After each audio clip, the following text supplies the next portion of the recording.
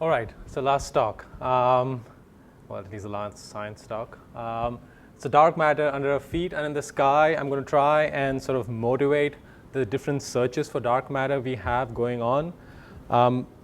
So I've split the talk into 4 parts, and I'll pause at the end of each part so you can sort of ask questions then. What I want to do is sort of put up the conclusions first so you'll know where the talk is going. I want to give you the framework so it's clear that the dark matter searches that we have going on today are well motivated. So I'll sort of try to flesh out that sentence. The field is rapidly changing, and the experiments that are capable of seeing WIMP dark matter. So I'm going to try and qualify what WIMP dark matter is, and the capabilities and things like that. It's here now, and hopefully we will see it. But then the last part, I'll sort of end by saying that there are indications that we may have to extend the cold dark matter model. Joel, close your ears. And when we get to that part, hopefully by that time I've set up the models well enough that you'll realize that if that's the case, then the dark matter is not a WIMP. Which means we may be in the funny situation that Kim alluded to. This is the best we will know about dark matter. We might not know anything more for a long, long time. Okay, so the first part is very complimentary. We'll go through it very quickly. Kim's gone through it in some detail. The background, is the Hubble ultra deep field. What is the universe made of? We've all seen this. Normal matter, there's dark matter. What we mean by dark matter is something that behaves gravitationally like normal matter, but we have no concrete evidence that it interacts with anything else. Okay, and this will come up again. And more dark stuff, dark energy, and you've heard about that now. Okay, it doesn't behave like normal matter gravitationally. So the first thing I want to start out by asking is dark matter weird? Okay, and one way I thought of answering this was, if it wasn't around, I'm pretty sure a bunch of us would be asking questions, why isn't it around?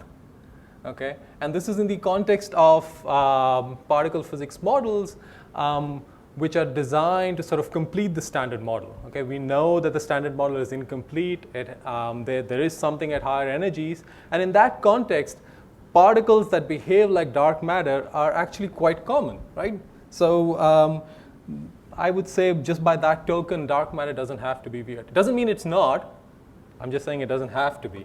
The other way to think about this is that here's the standard model on the right. Okay, and that's all the particles in the standard model we've actually seen in the lab. If you take these things here, the neutrinos, sorry, that should have been a little up there.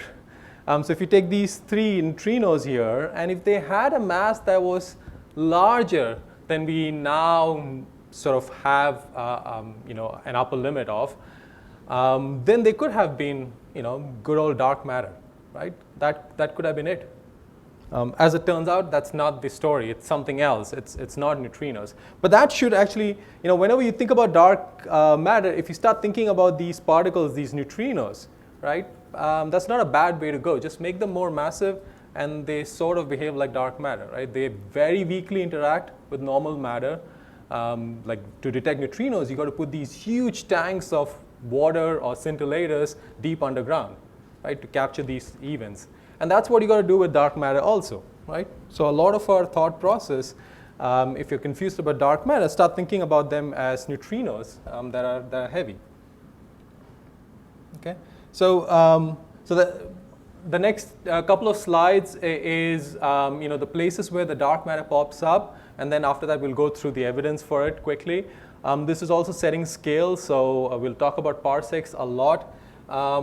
Starting with things where we don't see any evidence for dark matter on these scales of like parsecs to tens of parsecs. These are stellar nurseries, these places where there are star clusters, new stars being born. We've heard a lot about them. Going up to like scales of galaxies, tens to hundreds of kiloparsecs. where we do see evidence for dark matter, going up to scales of clusters of galaxies, megaparsecs, and then all the way to the horizon of the universe. Okay? And that's again a picture that you've seen before, these filaments of structure. At the intersection of these filaments, you see really large clusters. So you see evidence for dark matter all through these scales. Okay? And this is a picture you might have seen from James yesterday. Essentially, our indication, the first indications for dark matter in galaxies comes from rotation speed, looking at the speed with which the stars go around, or gas much further out going around galaxies. And your expectation was something like that. As you get to the edge of what's visible, you expect the rotation speed to drop off in a Keplerian fashion. You don't find that to be the case. You find things where it plateaus. And so that's evidence that there's something more going on. Either it's modification of Newton's laws or it's dark matter. Okay, just to have some numbers in your head, in the solar neighborhood, there's about 0.5 gram of dark matter if you take a cube of 1,000 kilometers on a side. So really low density, but that's pretty huge compared to the cosmological density. And the typical speed with which the dark matter particles are moving in the solar neighborhood is 200 kilometers per second. I'll come back to this number when we talk about direct detection. Okay? So it's sort of two useful numbers to keep in mind. Okay, dark matter in galaxies. Basically, we are looking at, for example, this is one sort of observations we can do. We are looking at rotation speeds of stars or gas further out in these spiral galaxies. Okay, and this one, NGC 4395, is a particularly close one. It's about 4 megaparsecs away. The closer they are, the better we can do with measuring rotation speeds close to the center. Okay, so this galaxy is close by, and it's actually very faint. So here's something that I'll come back to right at the end. You don't need to really look at the details here. What I want you to take away is first that almost all of these things actually show the rotation speed plateauing. So this is rotation speed as a function of distance from the center of the galaxy in kiloparsecs. Here's 2, 4, 6, 8, 10, 2, 4, 6, 5, 10, 15. And this is the rotation speed. And the typical rotation speeds are like 50 to 100 kilometers per second. Okay? So they all tend to plateau, right? So that's that cartoon now, but this is what the real data sort of looks like. Okay? So that's evidence for dark matter in all of these galaxies.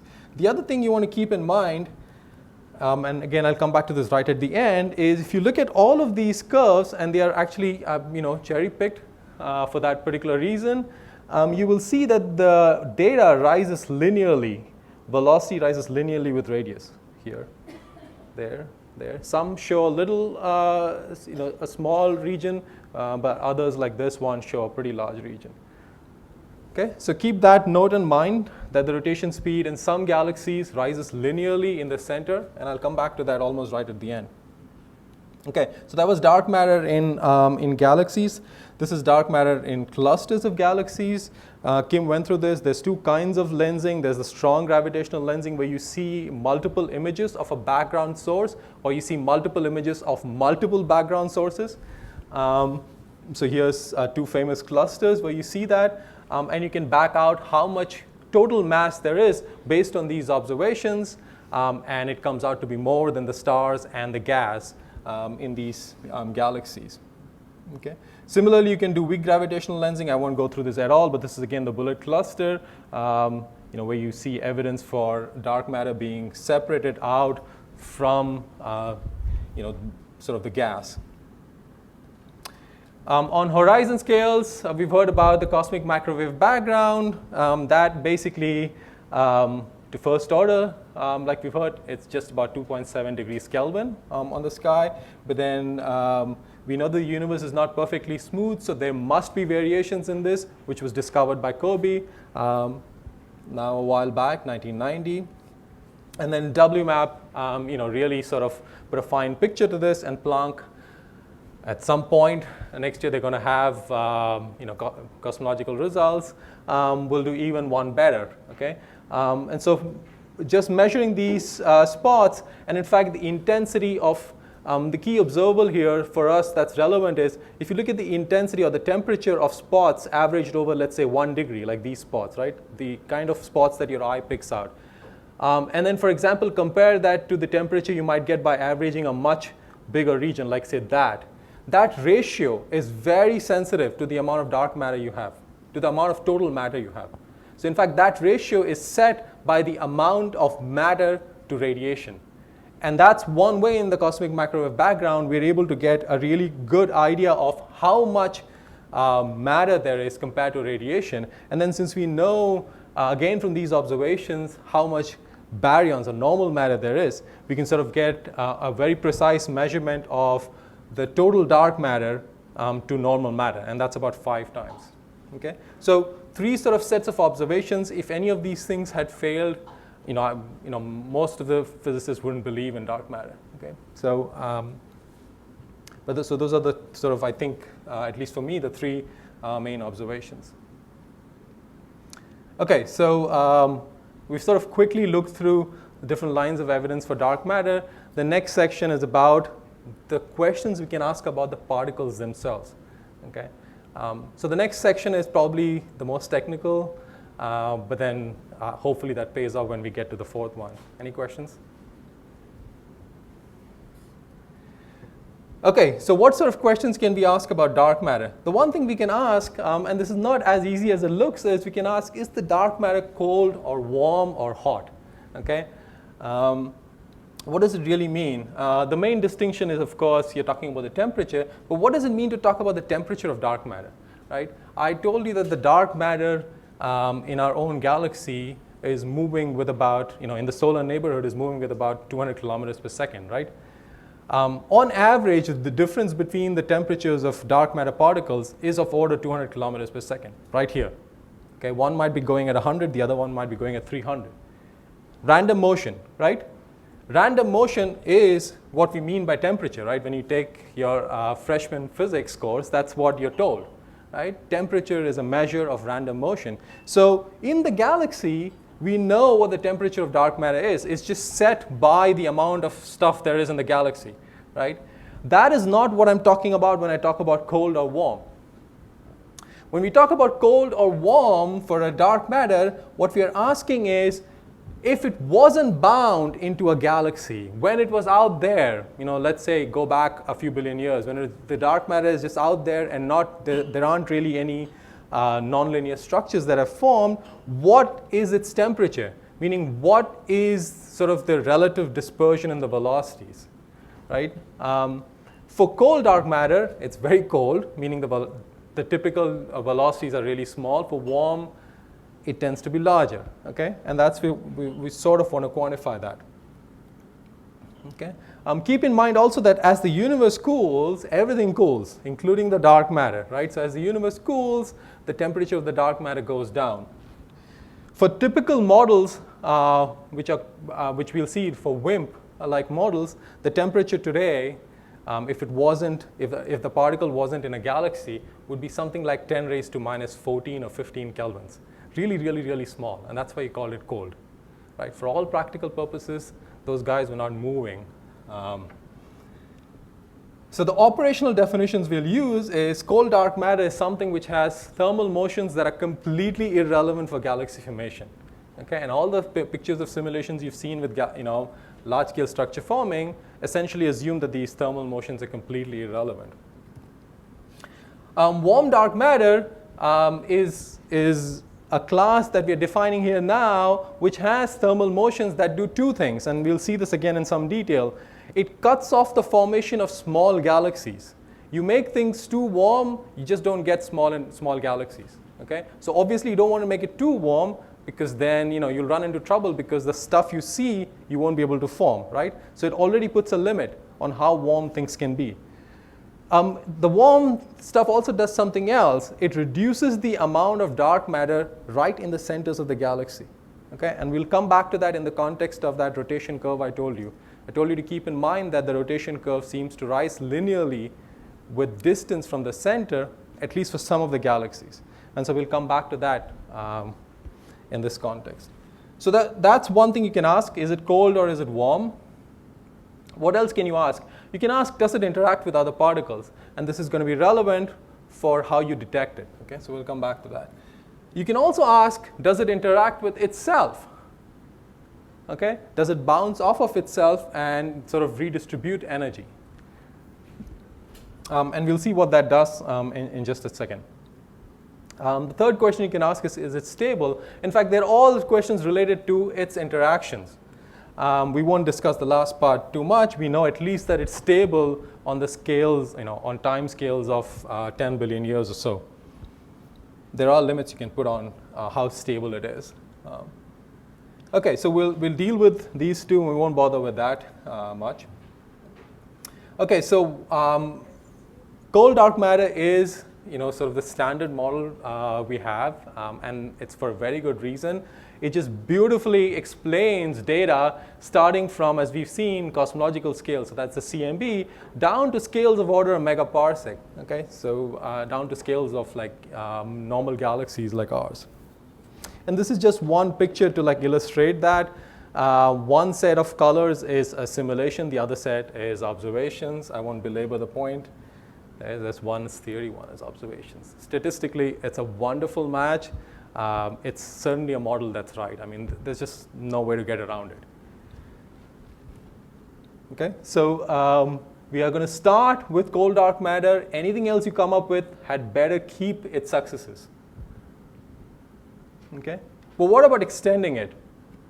Okay, so there's a philosophical point, which is, should life be, is the universe really that simple? Should the dark sector be so much simpler than the visible sector? And I'm sure James sort of mentioned this. We're sort of on the same wavelength when it comes to this question, which is why we work a lot together. But the question is, is your dark sector so much simpler than the visible sector? It's sort of a philosophical question. Cold dark matter is clearly right, but will it need modifications as we probe smaller scales, smaller length scales? Okay, if so, what are the motivations? And I'll give you a couple. What sort of modifications? That's coming up next. How may we test them? That's kind of hard. We'll leave it for at the end. And how does computing play into this? Right. So that's setting us up for the next slides to come. Any questions? Okay, so extending the cold dark matter, we'll do it two ways. We'll either make things warmer, or we'll make it interact with itself. Okay, and I'll give you sort of the basics, the models that do this, the particle physics models that do this in just a second. But these are sort of the two different ways you can go away from cold dark matter. Let me be actually realistic. It's actually much, much warmer, right? Because if you just take the standard cold dark matter picture, it's just so cold that it never does anything for galaxy formation. So almost all the other models that you look at, which you call warm, are going to be much, much warmer. And its self-interactions is going to be much, much bigger. How much bigger? It's like banging together two neutrons, or a proton or a neutron. When you take a proton or a neutron, its strength is essentially set by the strong interactions, right? Essentially, that's what we're talking about. Okay. So just checking, those really are mutually exclusive. It's one or the other. Doesn't have to be, but almost all the models that I will write down, they are mutually exclusive. But it doesn't have to be. I mean, it would be baroque to have both of them together, I guess, but you could write down models.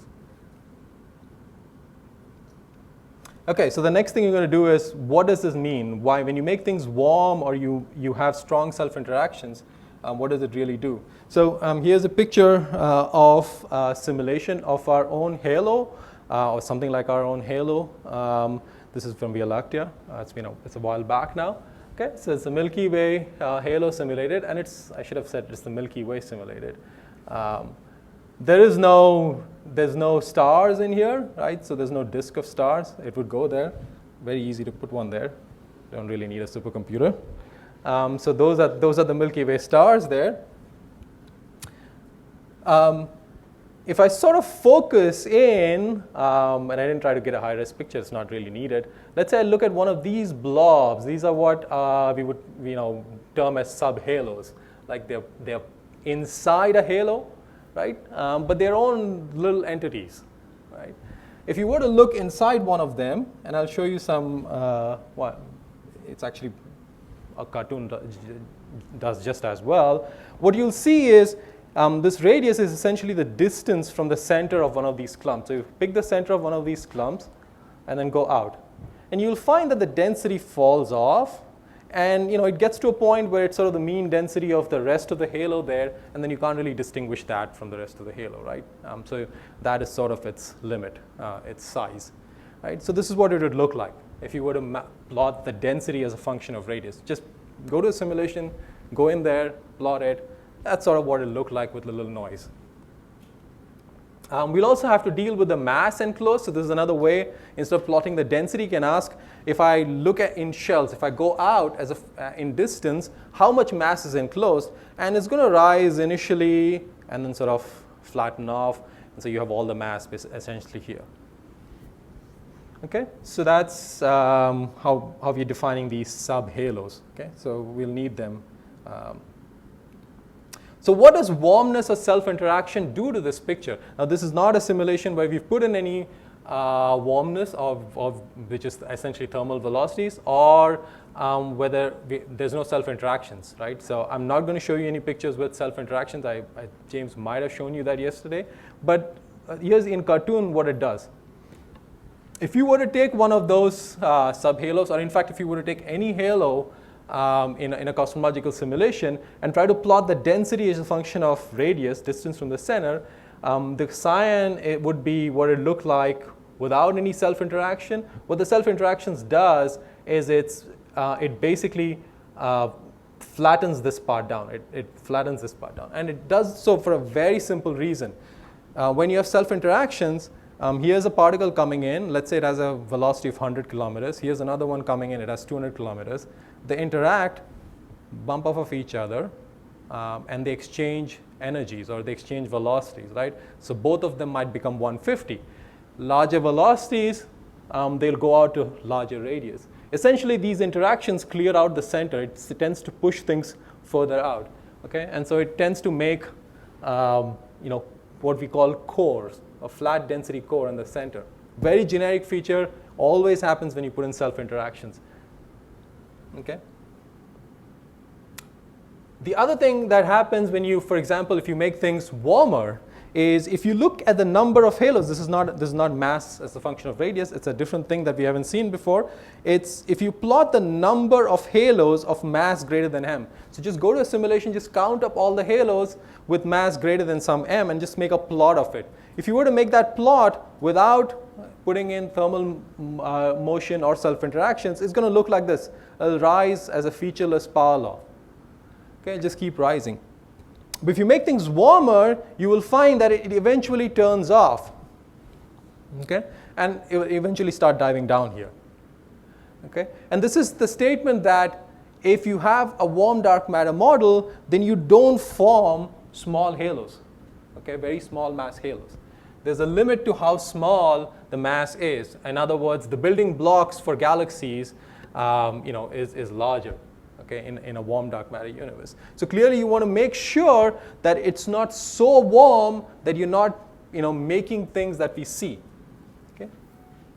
So those are phenomenologically, actually astrophysically, those are the two things that that's good, that self-interactions and warmness does. Okay, so the next step is we talked about what things, how we could extend the dark matter, cold dark matter model when it comes to astrophysics. What about the particle physics, right? How do we get these things? So this is really a huge subject, and what I'm trying to do here is to give you a few different cartoon pictures, but hopefully you get the idea. The best motivated model probably is the axion, right? It was just written down for a completely different reason, but they would make really great dark matter candidates. We haven't seen them. There's been a lot of work, and their main property is that in a magnetic field you can turn an axion into light, and that's the way people try to look for them. Okay, that's the basic picture. This would be a very, very, very cold dark matter. Okay, just because of the way it's produced.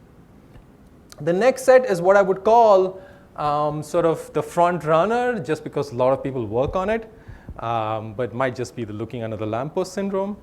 And that has the WIMP. So these are weak scale theories like supersymmetry. Okay, so for now, think of this as supersymmetry. And you have WIMPs, which we'll discuss in more detail. They're particles that interact very weakly with each other. I'm sort of illustrating that with the sort of springy thing between that's kind of long.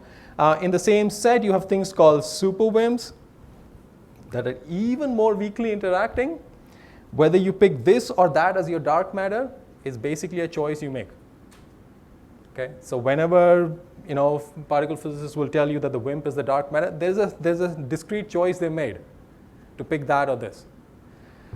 The super WIMPs are gravitinos. They tend to be heavy gravitinos. There's the light gravitinos, which is Joel's party to that crime, which was one of the first dark matter candidates that was proposed.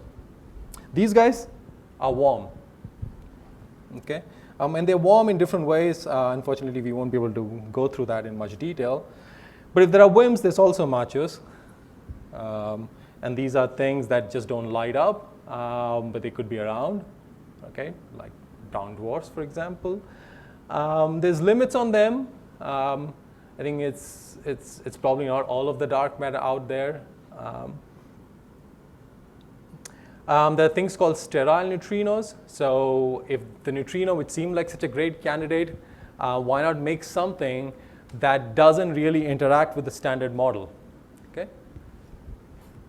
There are particles from extra dimensions. Okay, and these are just excitations. For example, let's say the photon. These are excitations of the photons that can propagate in the extra dimensions. And Kim sort of mentioned this a little bit. Those behave like dark matter. In fact, they share a lot of the properties of WIMPs. I mean, you should categorize them as WIMPs, essentially.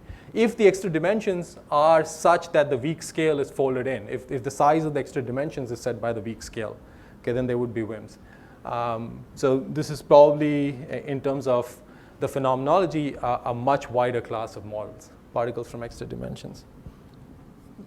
And there's things that I'm going to call the hidden sector, which broadens things even more. And I'm not just cooking this up. In the last 3 years, probably most of the models that people have been writing down in particle physics sort of are in this hidden sector dark matter models.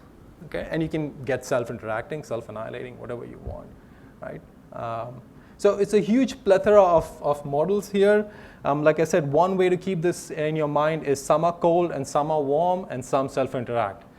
This was cold, that was cold. These guys, this, that, it's warm. That typically tends to be cold. And then you can have self-interacting. They could be cold too, yeah, that's right. Depending on how you produce them, they could be cold. But there's some component typically that is warm.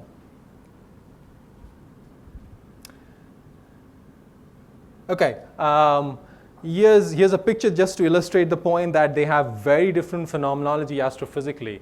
Like one axis I've plotted as warmness. So if I go down this way, I tend to get central densities that are low. This is self-interactions. Again, it makes big cores. Okay, it also makes halos very spherical. In cold dark matter models, the halos tend to be triaxial. They're not spherical at all.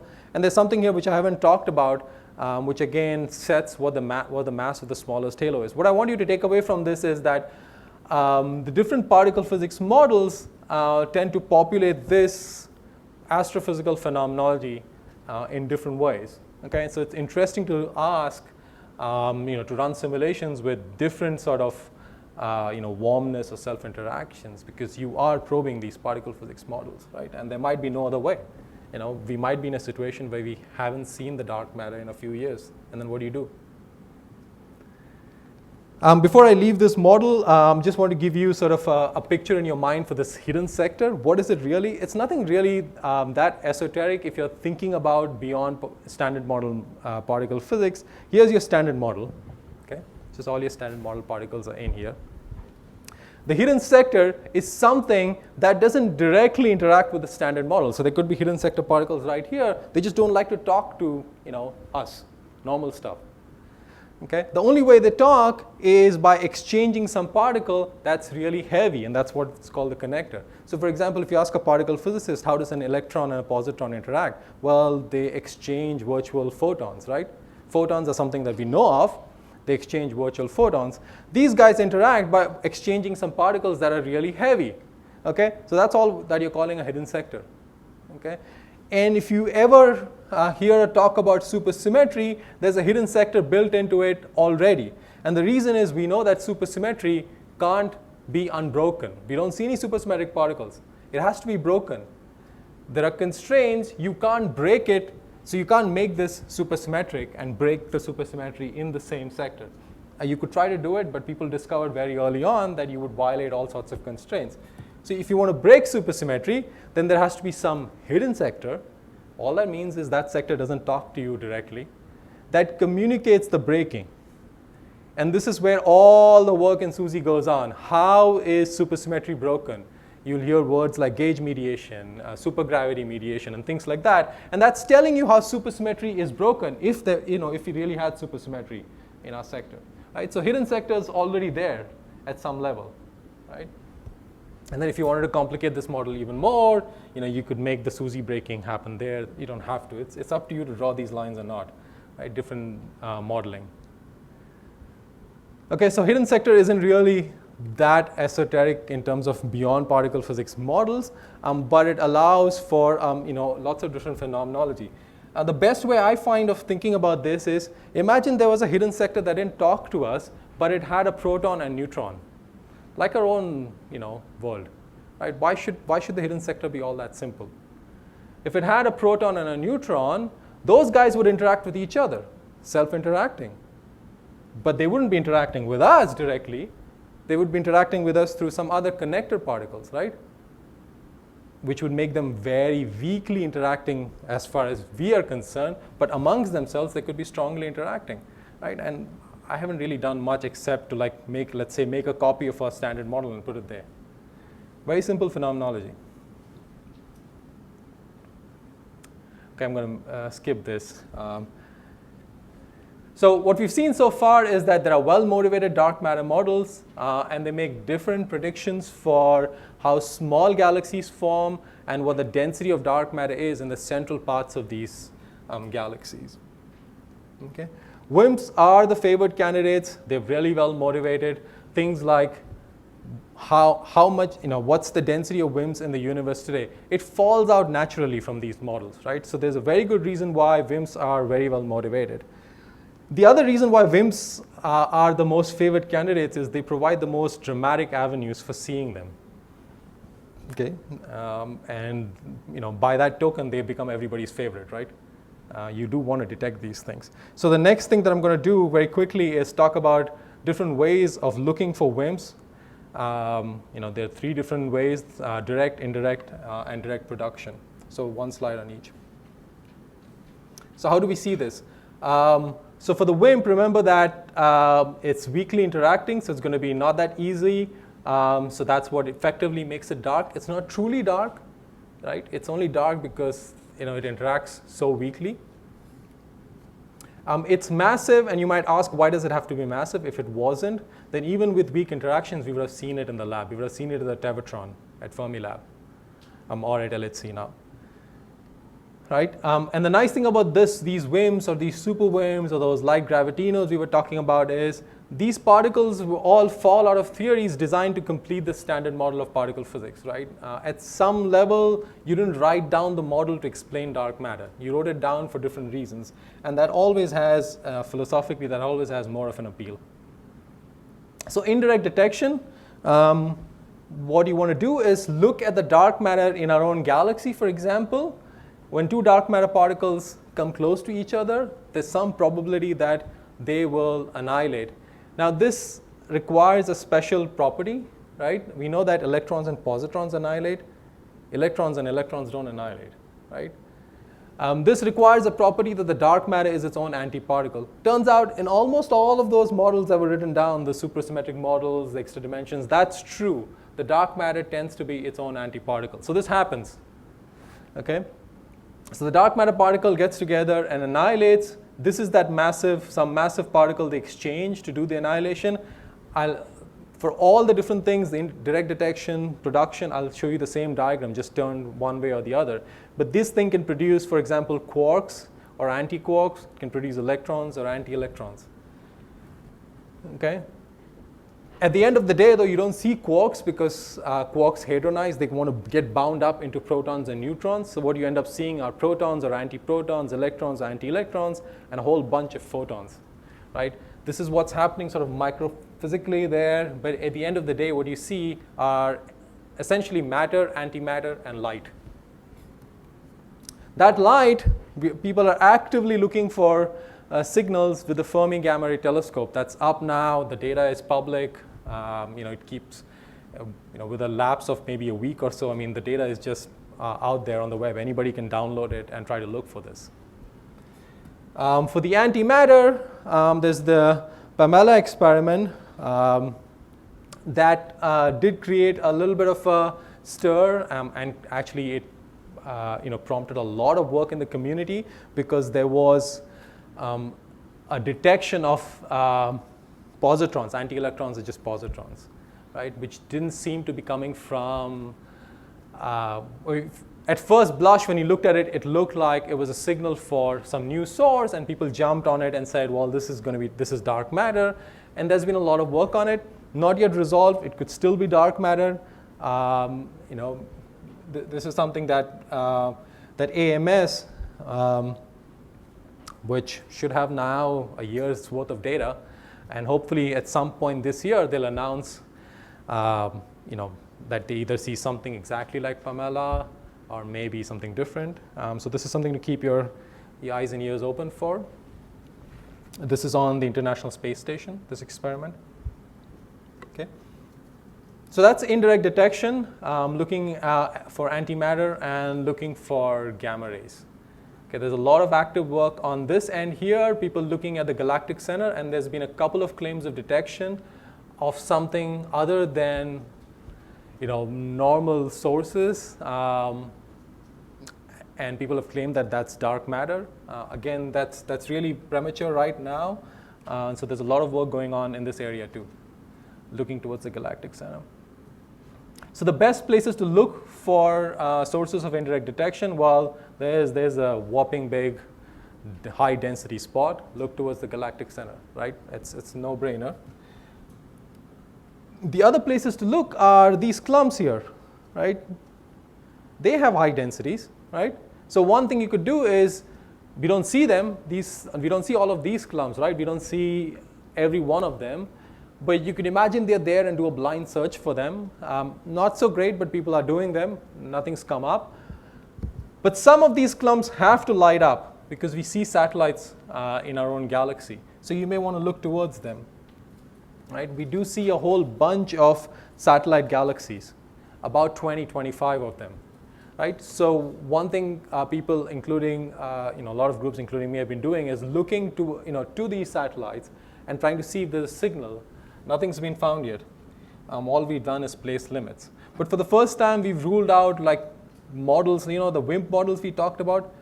We've basically ruled out some portion of that. Right? It's the first time that's really happened.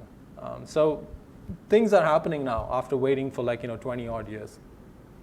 So these are great places to look. And the reason they're great places to look is because if you ask how much mass there is in these satellites, what I've plotted here is the luminosity. So how luminous they are. As you can see, some of the satellites are 10 million solar luminosities. They're sort of the luminosities of 10 million suns, going down to a few hundred. But they all seem to have about the same amount of dark matter, at least a lot of dark matter in the central regions. Okay? So that means if there's a lot of dark matter there, look towards them, because there's some probability that two dark matter particles will interact and spit out photons. Okay, so the main take-home message is that we do have good sources, the galactic center, maybe even just things around the galactic center, and these blobs, either the visible ones that we see as satellites, or maybe just doing a blind search for them.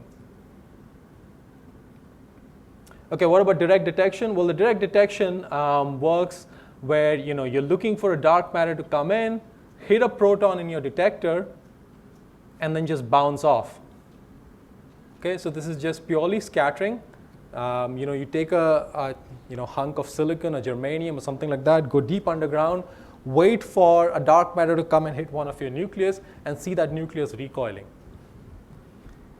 If you note that this is the same diagram I just turned sort of sideways that I showed you for indirect detection. If you go this way, if time went this way, you would be looking at essentially indirect detection. So this is direct detection. This proton is going to recoil with an energy that's given by the mass of the dark matter particle times essentially 200 kilometers per second square. Right? That's the typical energy. So the name, if you make the mass of the dark matter small, then the typical energies become small, becomes really hard for these detectors to see that energy. Right? So right now, the detectors that we have operating can sort of see masses of dark matter that are about 10 times the mass of the proton, and upwards. And luckily, that's the region you want to look at. A typical number is like 100 times the mass of the proton in these supersymmetric models. The number of events you see depends on two things. Anytime you see a diagram like this, there's a number that characterizes this vortex. That tells you how strong this interaction is. The bigger that number, the more events you get. Okay? The other thing that you want to know is how many dark matter particles are there right here. And that's something that you sort of have to go to the simulations for to figure out like how many dark matter particles do you get in the solar neighborhood. Not an easy problem to solve. And in fact, almost certainly there's no way you're going to know exactly in this area. All you can say is averaged over, let's say, a few parsecs or a few tens of parsecs, what is your expectation for the dark matter density? Some of the experiments that are looking for this, the CDMS, this is sort of the oldest running experiment, hasn't found anything. Xenon, sort of the big boy in the game, bad boy in the game now, they should have some results soon. And they've already blown everything else out of the water, so they should do even one better. Maybe they'll see something. They certainly have the sort of the oomph to basically go down the supersymmetric parameter space. So this is something to look out for Xenon. And then you've doubtless heard a lot of talk about DAMA, Cogent, and CREST. These are three experiments that have claimed detections of something like dark matter, DAMA and Cogent being the most vociferous about it. I was going to put up a slide and talk about the whole dirty mess, but then it would have taken too much time. But just keep in mind that all these three experiments see dark matter particles, hints for dark matter particles that are around with a mass around 10 times the mass of the proton. And you can see that that's sort of down in range where they can barely see things, right? And that's sort of why these guys initially couldn't really compete with them because their threshold was slightly higher. Okay, but as time goes on, both of them will catch up, and in fact, Xenon claims that these results can't be right. So it's still a field in flux, but it's an exciting field. Okay, and it's kind of what you would have expected. The other thing that is different about these two experiments versus this is these guys have a strategy where they want to have zero background. They want to understand the detector so well that anything they see is a dark matter. These guys do it differently. DAMA looks for an annual modulation. As the Earth seasonally moves with the sun or against the sun, you see a wind of dark matter coming at you or behind you, right? And so it changes the rate because the rate at which you see rate of events is proportional to that speed.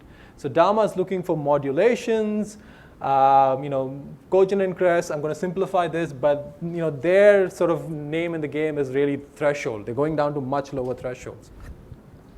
Okay, so stuff in flux, definitely things to watch out. And again, like I said, Xenon should have results, second round of results soon. Sorry? Oh, no, a year maybe, yeah. Let me fill in just a little bit here. So the Xenon 100 experiment, the Elena previous experiment, which is at Columbia University, but it's actually being run at the Computational Laboratory in Italy, they produced their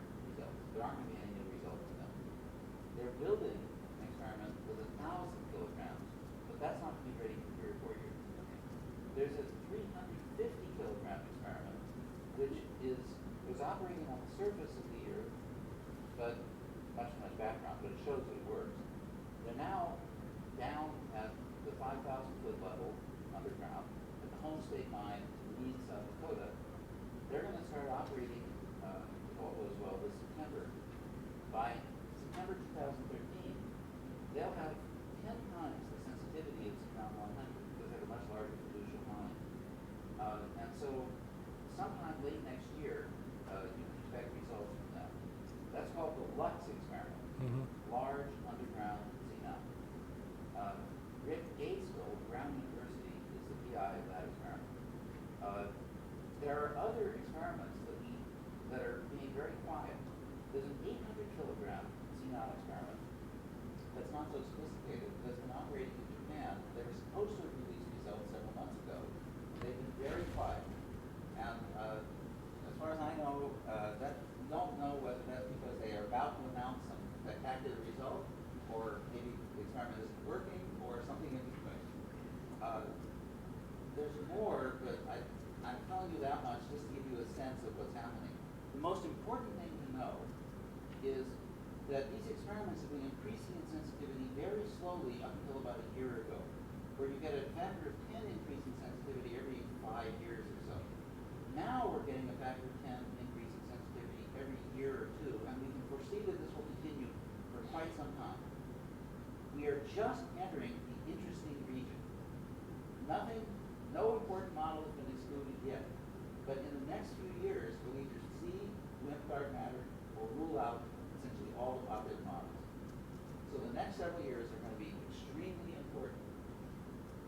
So the first round of Xenon 100 results did rule out some supersymmetric parameter space. Right, so partly cutting into...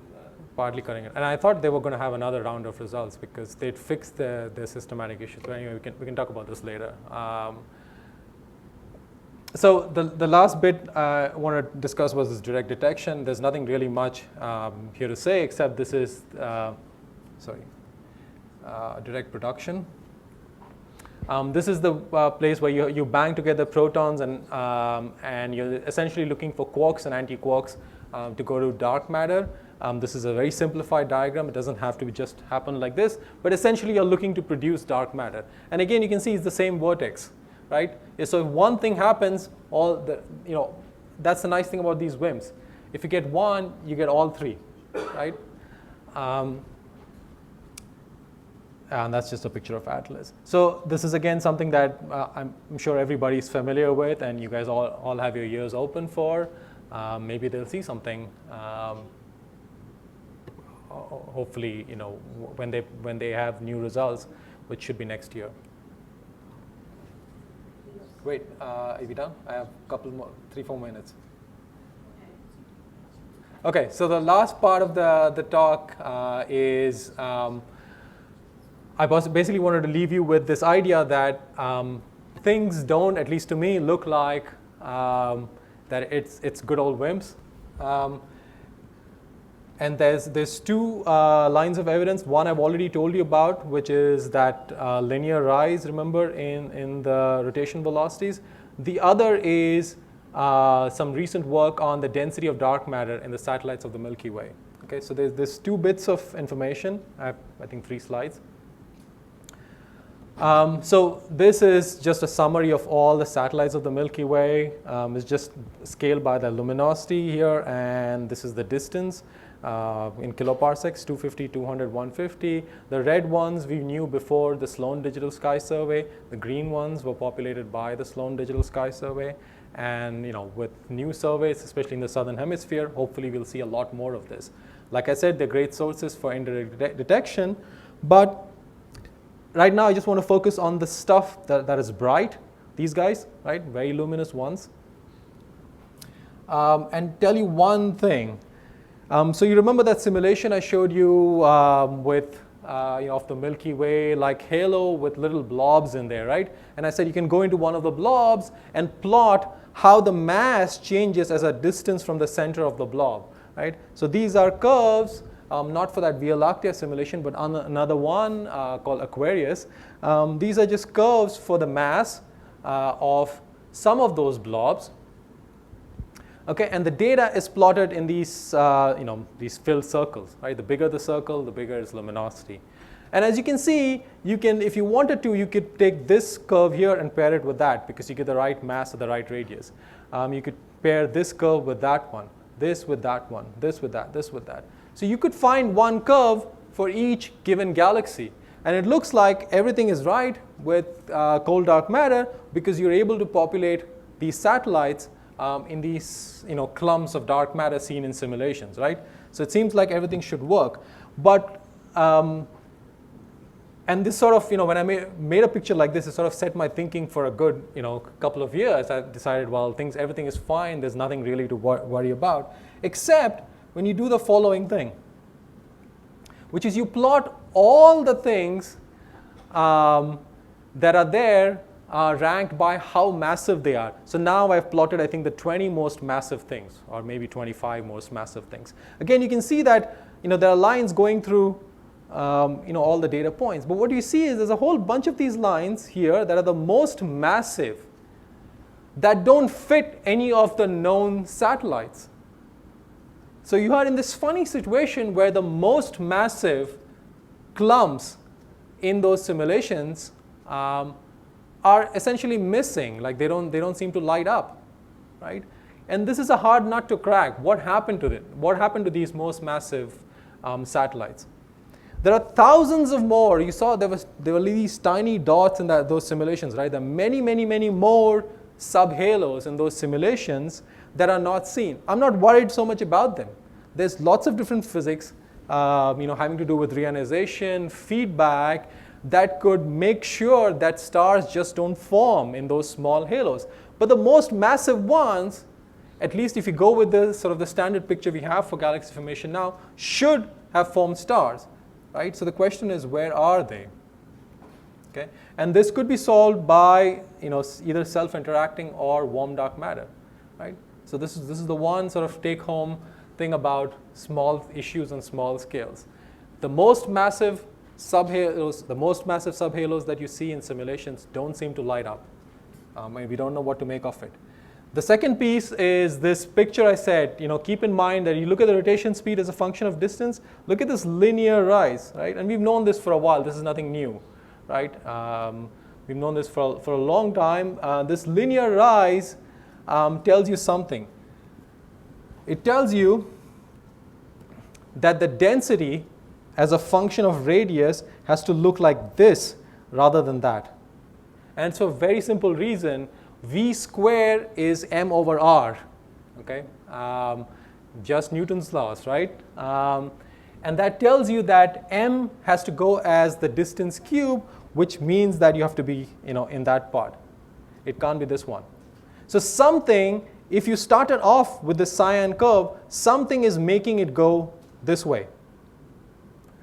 And we don't have a good idea of what it is that would do it. It could be feedback from star formation. We don't yet know.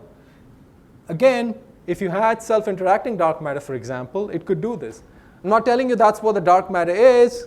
I'm just telling you that there are hints now that are very hard to sort out otherwise that seem to fit the picture with self-interacting dark matter. If you took warm dark matter, unfortunately, you wouldn't get cores this big. Okay, so warm dark matter could possibly, I don't know, but people are looking at this, could possibly solve the problem I told you, the first problem I told you, the satellite problem. It wouldn't solve this. But self-interacting dark matter could. And I think for the same sort of strength of self-interactions, you could solve both these problems. And so then you're in this really wonderful situation where you have an alternate model that does more. And so it should be looked at carefully. So to wrap up, I hope I've motivated the dark matter searches well, and there's certainly experiments capable of seeing the WIMP dark matter that are finally operational, or will be at least in the next few years. However, to me, it looks like there are strong hints on small scales that we may have to extend the cold dark matter. If so, then the dark matter is not a WIMP, not in the sense that I discussed it. Right? All of these searches go out of the window then. You got to rethink everything. And from the second half of the talk, you will have seen that this is really definitely requires an investment, in thinking about both feedback from star formation, because feedback perhaps takes things, those rising curves for the density and flattens it. You want to really try and understand that. And at the same time, you want to simulate alternative dark matter cosmologies, self-interactions and warm dark matter. Okay, so I think this is really poised at an interesting stage. Thanks.